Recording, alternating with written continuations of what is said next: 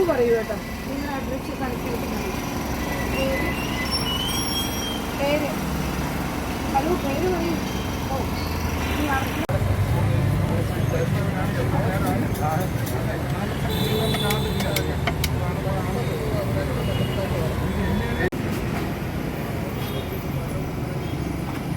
വെള്ളം ഇങ്ങനെ ഓടയിലേക്കാണ്.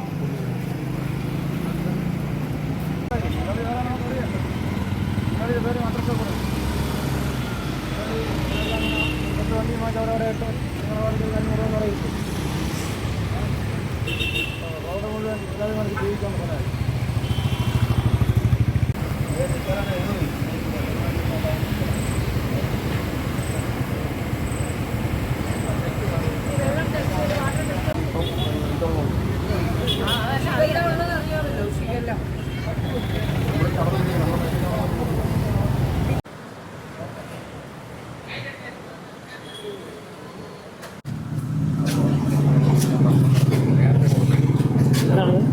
Cake item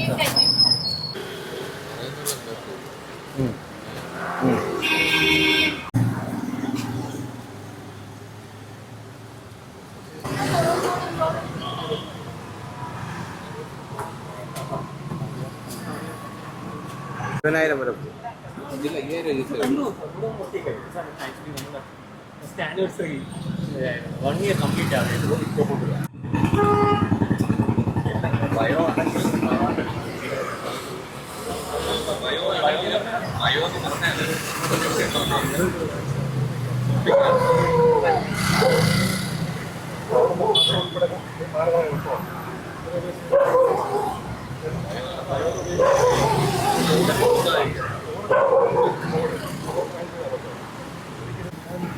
ഇത് മാത്രമാണ്. ഇത് പട്ടത്തോ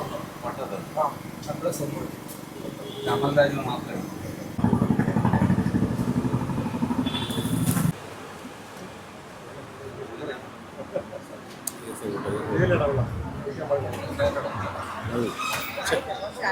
ഇത് കൂട്ടി ബ്ലീച്ചായി ബ്ലീച്ച് കൊടുക്കും.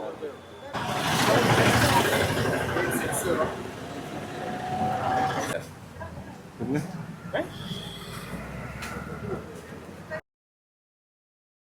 ഈ സേഫ്റ്റിയുടെ കാര്യത്തിൽ ഇപ്പം പല സ്ഥലങ്ങളിലും നിരവധി സ്ഥലങ്ങളിൽ ഹൈജീനിക് അല്ലാത്ത രീതിയിൽ ഫുഡ് കൊടുക്കുന്നുണ്ട്. റോഡ് സൈഡിൽ എന്തെങ്കിലും ഇപ്പം കണ്ട് ചെയ്ത ഫൈൻ അടിക്കുകയോ അങ്ങനെ എന്തെങ്കിലും ചെയ്താൽ നമ്മുടെ മെയിൻ ചെക്ക് ചെയ്യാറുള്ളത് ഈ ഫുട്പാത്ത് കയ്യിലുള്ള കച്ചവടമാണ്. അത് പോയിട്ട് പല ആൾക്കും ഹെൽത്ത് കാർഡ് ഹാജരാക്കി കാണുന്നില്ല. പിന്നെ വെള്ളത്തിൽ റിപ്പോർട്ട് വെച്ചിട്ടില്ല. അപ്പോൾ ഇത്തരത്തിലുള്ള അന്യായമായിട്ട് പലപ്പോഴും ഒരു ഓടയിൽ വെള്ളം ഒഴുക്കി വിടുക ചെയ്യണം.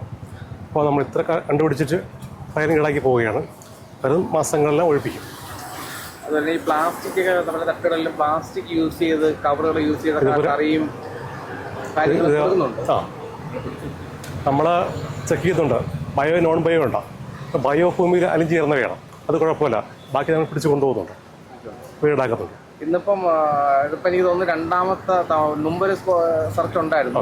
അത് കഴിഞ്ഞതിന് ശേഷം ഇപ്പൊ ഇന്നിപ്പോ ഒരു സെർച്ച് വന്നു. അപ്പൊ ഇന്നിപ്പോ ഏതൊക്കെ ഏരിയകളിൽ ഇപ്പൊ എത്രത്തോളം ഫൈൻ അല്ലെങ്കിൽ അനധികൃതമായി ചെയ്യുന്ന എത്രത്തോളം കണ്ടെത്തിയിട്ടുണ്ട്? നമുക്കിന്ന് 12 സ്പോട്ട് സിറ്റി മൊത്തം കവർ ചെയ്യുന്നുണ്ട്. അത് 12 ക്ലോസ് ചെയ്യും. അപ്പോഴേ മൊത്തം അറിയാൻ പറ്റും എത്ര എമൗണ്ട് ആണല്ലോ എണ്ണം അപ്പോഴേ അറിയാൻ പറ്റത്തുള്ളൂ. ഇതിപ്പോൾ എന്തെങ്കിലും പരാതിയോ തുടർന്നുണ്ടെങ്കിലോ ആണോ അതോ റെഗുലർ ചെക്കിംഗ്? നമ്മൾ എല്ലാ സ്കൂളും ചെക്കപ്പ് ചെയ്യില്ല. ഇന്ന് സ്കോഡുള്ളതല്ല. ഇന്ന് സ്കോഡ് എക്സ്ട്രാ കൂട്ടിയതേ ഉള്ളൂ. ഈ ഫുഡിൻ്റെ കാര്യത്തിൽ ഒരുപാട് പ്രശ്നങ്ങൾ നമ്മുടെ നാട്ടിൽ, നമ്മുടെ കേരളം മൊത്തം ഒരുപാട് പ്രശ്നങ്ങൾ വരാറുണ്ട്. അപ്പോൾ ഇവിടെ ഒരുപാട് രോഗങ്ങളും ഈ ഫുഡ് ബേസ് ചെയ്താണ് വരുന്നത്. അപ്പോൾ അതിനെന്തെങ്കിലും പ്രത്യേകിച്ച് പ്രിവെൻഷൻ അല്ലെങ്കിൽ എന്തെങ്കിലും സംഭവങ്ങൾ ചെയ്തു തുടങ്ങി നമ്മുടെ ഇവരെ കണ്ടെത്തി കൺവിൻസ് ചെയ്യിപ്പിക്കുക ആദ്യം ചെയ്യേണ്ടതാണ്. കാരണം നല്ല വെള്ളം കൊടുക്കാവും, ചൂടാക്കിയ വെള്ളം കൊടുക്കാവും, ഹെൽത്ത് കാർഡ് വേണം, FSI രജിസ്ട്രേഷൻ വേണം, പെയിൻറ്റിങ് ഏരിയയും പറയുന്നതാണ്. ഇപ്പോൾ പല ആളുകളൊന്നും പാലിക്കാറില്ല. ഹെൽത്ത് കാർഡും ഇല്ല, പെയിൻറ്റിങ് ഏരിയയും ഇല്ല. അപ്പോൾ അത് കച്ചവടം ചെയ്യുന്നതാണ്. പലയിടത്തും ഈ അന്യസംസ്ഥാന തൊഴിലാളികളെ വെച്ച് ഉടമകൾ ജോലി എടുപ്പിക്കുന്നുണ്ട്. ഹൈജീനിന്റെ കാര്യത്തിൽ വളരെ മോശമാണ്. അപ്പോൾ അത് അടപ്പിക്കാനുള്ള ശ്രമമാണ് കൂടുതലുള്ളത്.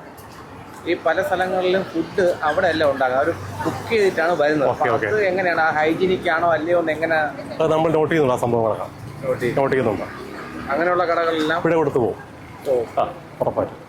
അതുപോലെ ഈ നടന്നു പോകാനുള്ള ഒരു വഴിയാണല്ലോ ഈ ഫുട്പാത്ത് എന്ന് പറയുന്നത്. ഓക്കെ. അപ്പൊ അതിനാണ് 90% കടകൾ പ്രവർത്തിക്കുന്ന അവിടെയാണ്. ആ കയ്യേറ്റമാണ് അപ്പൊ ഈ നടന്നു പോകാനുള്ള സൗകര്യം കുറയുകയാണ്. അപ്പൊ അതിനെന്തെങ്കിലും രീതിയിൽ നമ്മൾ അത്ര കാലം നമ്മൾ കണ്ടെത്തിയതിന് ശേഷം നോട്ടീസ് കൊടുത്ത് ഒഴിപ്പിക്കും, മൊത്തം ഒഴിപ്പിക്കുന്നത് ഇനി വരും ദിവസങ്ങളിൽ.